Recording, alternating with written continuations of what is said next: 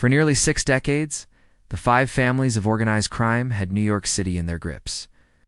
They were so powerful that they seemed untouchable.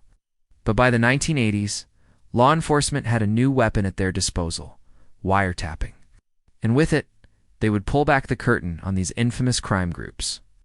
Today, let's look at how the FBI took down the 5 families. The Italian-American Mafia is often called the 5 families due to the fact that there are 5 main crime groups based in New York. These families are the Bonanno, Colombo, Gambino, Genovese, and Lucchese crime families. It all started way back in the early 1900s, when Italian immigrants came over to the United States and quickly found that life was tough. The only way to get ahead was to join a gang. That's when the 5 families were born. As time went on, each family became more powerful than the last. By the 1920s, the 5 families had become so powerful that they could control the entire city of New York. They did pretty much whatever they wanted.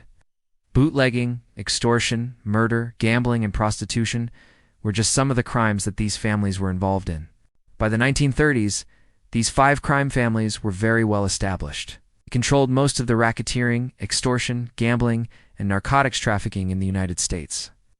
At this time, there was no effective law enforcement. In fact, many police officers were actually part of the mafia, so if you got hit with a Mickey Mouse operation, chances are the cops wouldn't do anything about it. It wasn't until after World War II that the government started to crack down on the mafia. However, by this time, the 5 families had already made so much money that they were able to hire some of the best lawyers in the country. So even though the government tried their best, they weren't able to take down the 5 families. It wasn't until the 1980s that things started to change. This was because the government had a new weapon at their disposal: wiretapping. Wiretapping allowed law enforcement to listen in on conversations that the mobsters had. And what they heard was shocking. They heard the mobsters talking about all sorts of illegal activities, from murders to drug deals. This gave law enforcement the evidence they needed to finally start taking down the 5 families. One of the first major successes came in 1985 when the FBI was able to convict John Gotti of racketeering.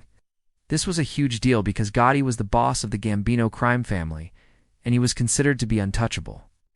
But thanks to wiretapping, the FBI was able to get the evidence they needed to convict him. From there, the FBI went after the other bosses of the 5 families. One by one, they were all convicted of various crimes. The FBI had finally done it. They had taken down the 5 families. You might be wondering, why didn't the mafia just stop using phones? Well, that's not how the mafia works. Phones were like the internet back then. People used them for business, personal matters, and everything else in between. They couldn't just stop using them because that would disrupt their everyday lives. Plus, they had already been using phones for years before wiretapping was invented, so they were used to using them. Wiretapping was a game changer for law enforcement. It allowed them to listen in on conversations that mobsters had, and they heard all sorts of illegal activities being discussed.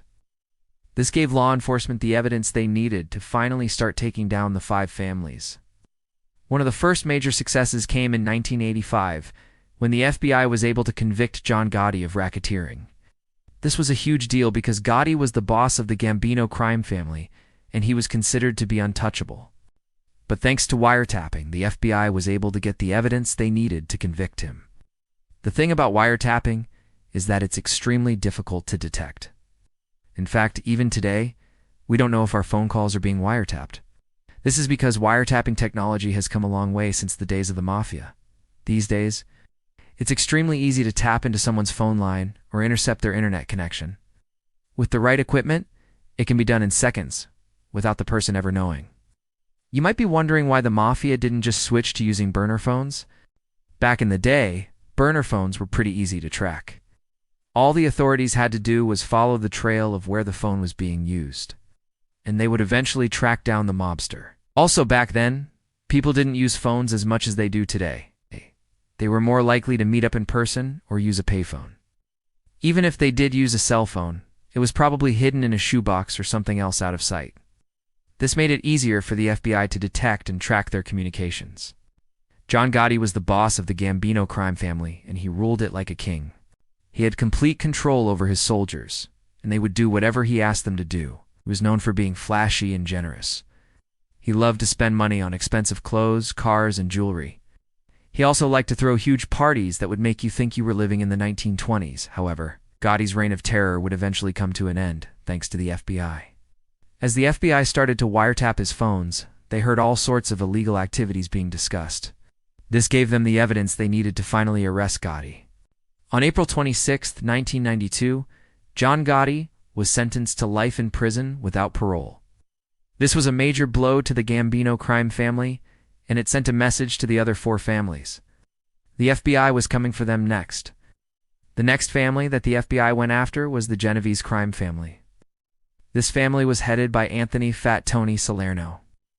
Like Gotti, the FBI had been wiretapping his phones, and they had enough evidence to charge him with racketeering.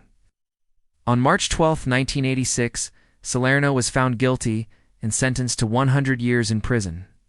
With 2 of the 5 family bosses behind bars, the FBI was starting to make some serious progress. Next, the FBI went after the Lucchese crime family. This family was headed by Anthony Corallo. Again, the FBI had been wiretapping his phones, and they had enough evidence to charge him with racketeering.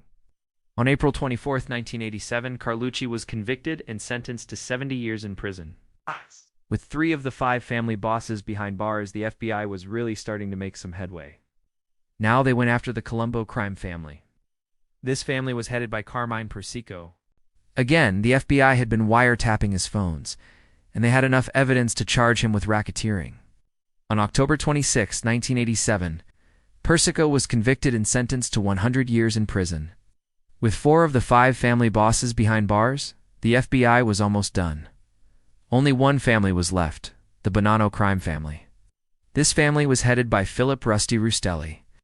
Once again, the FBI had been wiretapping his phones, and they had enough evidence to charge him with racketeering.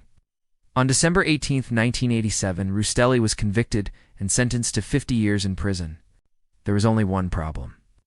While all this was going on, the 5 families weren't sitting around twiddling their thumbs.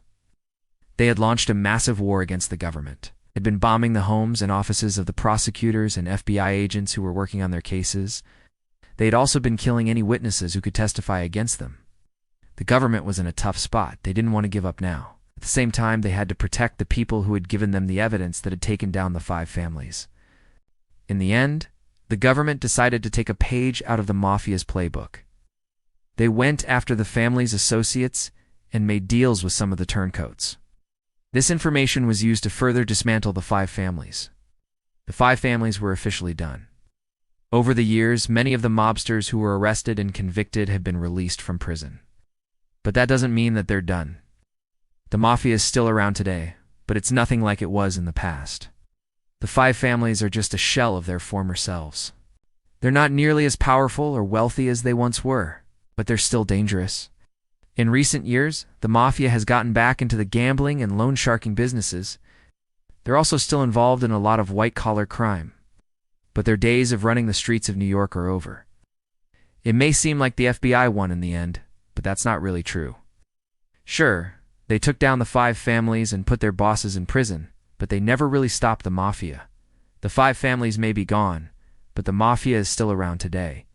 If you enjoyed this video, then check out another one of my videos on the secret weapon that took down Al Capone. Until then, I'll see you guys on the next one.